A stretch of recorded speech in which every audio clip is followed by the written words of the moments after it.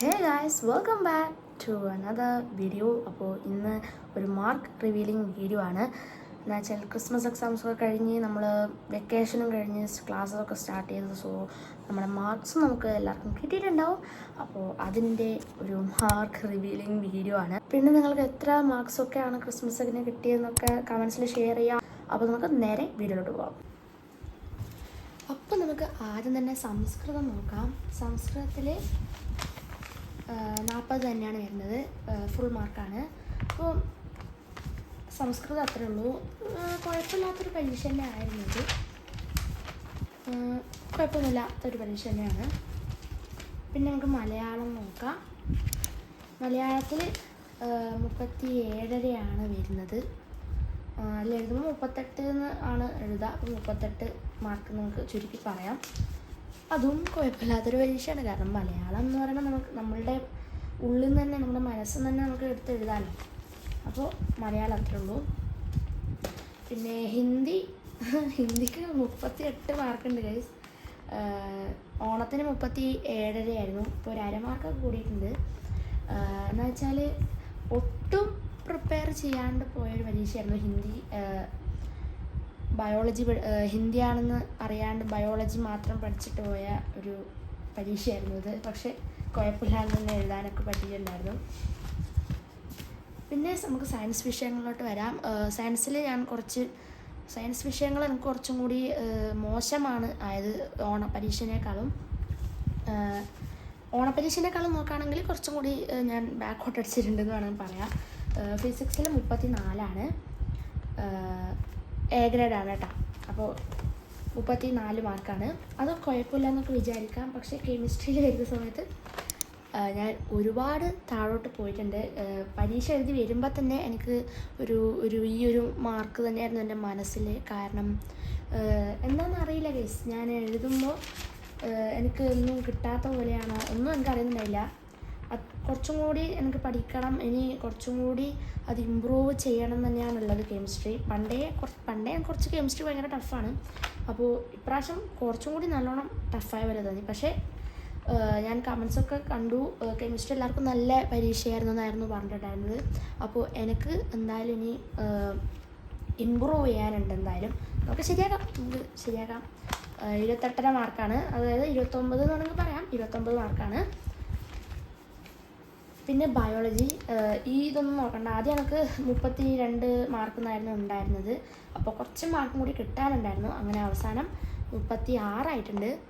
അപ്പോൾ A+ എന്ന് പറയാം. A+ൻ്റെ ബോർഡർ മാത്രമല്ല, ബയോളജി കുറച്ചും കൂടി ടഫായിരുന്നല്ലോ, കുറച്ചും കൂടി സ്റ്റാൻഡേർഡ് ക്വസ്റ്റ്യൻസ് ആയിരുന്നല്ലോ. അപ്പോൾ ആ ഒരു ഇതനുസരിച്ച് നോക്കുമ്പോൾ ഇത് നല്ലൊരു മാർക്ക് തന്നെയാണെന്ന് നമുക്ക് പറയാനുള്ളത്. അപ്പോൾ 36. പിന്നെ നമുക്ക് 80 മാർക്കിൻ്റെ ലേക്ക് വരാം. ഇംഗ്ലീഷ് ഓണപ്പരീക്ഷയിലും ക്രിസ്മസ് പരീക്ഷയിലും ഒരേ മാർക്ക് കൺസിസ്റ്റൻ്റായിട്ട് ഇതിന് വന്നിട്ടുണ്ട്. 72 മാർക്ക് തന്നെയാണ്. ഓണപ്പരീക്ഷയിലും 72 മാർക്ക് തന്നെയായിരുന്നു. മാത്രമല്ല ഓണപ്പരീക്ഷയിൽ അത്ര കോൺഫിഡൻസും എനിക്ക് ഈ ഒരു പരീക്ഷയ്ക്ക് ഉണ്ടായില്ല സത്യം പറഞ്ഞാൽ. കാരണം നമ്മൾ ആദ്യം തന്നെ കുറേ മാത്സിന് തന്നെ പഠിച്ച് പിന്നെ അതിന് പിറ്റേ ദിവസമായിരുന്നല്ലോ ഇംഗ്ലീഷ്. അപ്പോൾ എല്ലാം കൂടി എന്തൊക്കെയൊക്കെയോ ആയിരുന്നു പരീക്ഷ. ഗ്രാമറിൽ കുറച്ചൊക്കെ തെറ്റിയിട്ടുണ്ട്, കുറച്ചൊക്കെ തെറ്റിയിട്ടുണ്ട്. പക്ഷെ ബാക്കിയൊക്കെ ശരിയാണ്. റിപ്പോർട്ടഡ് സ്പീച്ചൊക്കെ ശരിയാണ്. പിന്നെ ചിലതൊക്കെ തെറ്റിയിട്ടുണ്ട്. അങ്ങനെ അങ്ങായിട്ട് കുറച്ചൊക്കെ തെറ്റിയിട്ടുണ്ടെന്ന് വേണമെങ്കിൽ പറയാം. അങ്ങനെ 72 മാർക്കാണ് വരുന്നത്.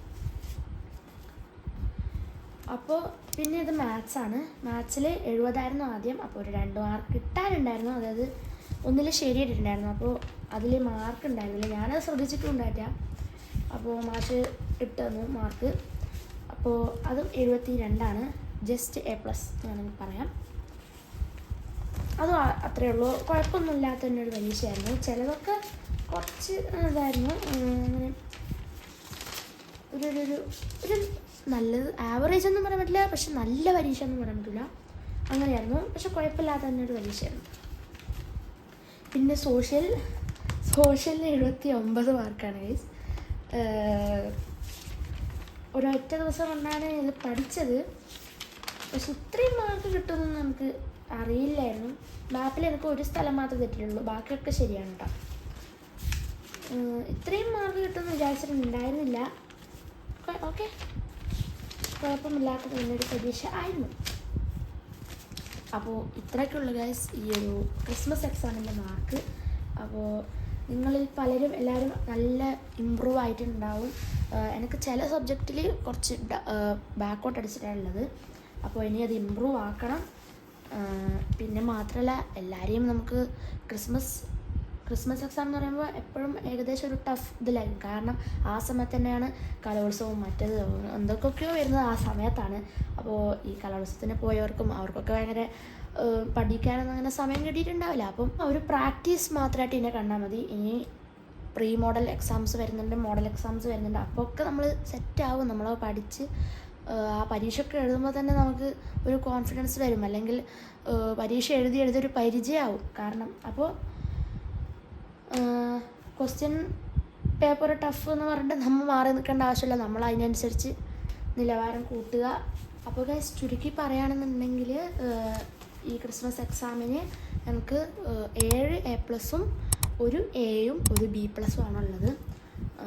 അപ്പോൾ നിങ്ങളുടെ മാർക്സൊക്കെ താഴെ കമൻറ്റ് ചെയ്യുക. മോഡൽ എക്സാംസിനും പബ്ലിക്കിനും ഒക്കെ അടിച്ചു പൊളിച്ച് സെറ്റാക്കാനുണ്ട്. അപ്പം ഇതൊക്കെ ഒരു പ്രാക്ടീസായിട്ട്, ജസ്റ്റ് ഒരു പ്രാക്ടീസായിട്ട് മാത്രം നിങ്ങൾ കാണാം.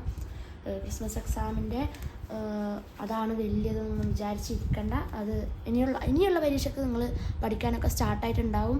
കാരണം നമ്മൾ ഓരോ ഇതും കഴിയുമ്പോൾ നമ്മൾ ഓരോന്നും പഠിച്ചുകൊണ്ടിരിക്കുകയാണല്ലോ. നമ്മൾ ഏതാണ് നമ്മളുടെ വീക്ക് പോയിൻ്റ് ഏതാണ്, നമ്മുടെ വീക്ക് സബ്ജക്റ്റ് ഏതാണെന്നൊക്കെ നമുക്ക് മനസ്സിലാവുന്ന എക്സാംസായിട്ട് ഇതിനെ കണ്ടാൽ മതി. അപ്പോൾ എനിക്കിന്ന് മനസ്സിലായത് എൻ്റെ വീക്ക് സബ്ജക്റ്റ് കെമിസ്ട്രി ആണെന്നാണ്. അപ്പോൾ കെമിസ്ട്രി ആണെങ്കിൽ ഞാൻ കൂടുതൽ ഫോക്കസ്ഡ് ആയിട്ടിരുന്ന് പഠിക്കേണ്ടത്. പിന്നെ ഫിസിക്സിൽ മാർക്ക് 34ആണ്. ഫിസിക്സ് എനിക്ക് അങ്ങനെ ടഫുള്ളൊരു സബ്ജക്റ്റ് അല്ല. പക്ഷേ എൻ്റെ അശ്രദ്ധകൾ കാരണമാണ് എനിക്ക് മാർക്ക് കുറയുന്നത്.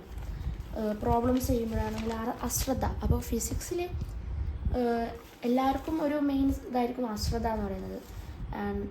നമ്മൾ എഴുതിയത് ശരിയാണെന്ന് നമുക്ക് തോന്നും. പക്ഷേ നമ്മൾ എഴുതുമ്പോൾ എന്തെങ്കിലുമൊക്കെ ചെറിയൊരു തെറ്റുണ്ടാവും. അപ്പോൾ അതിൽ തന്നെ നമുക്ക് മാർക്ക് പോകും.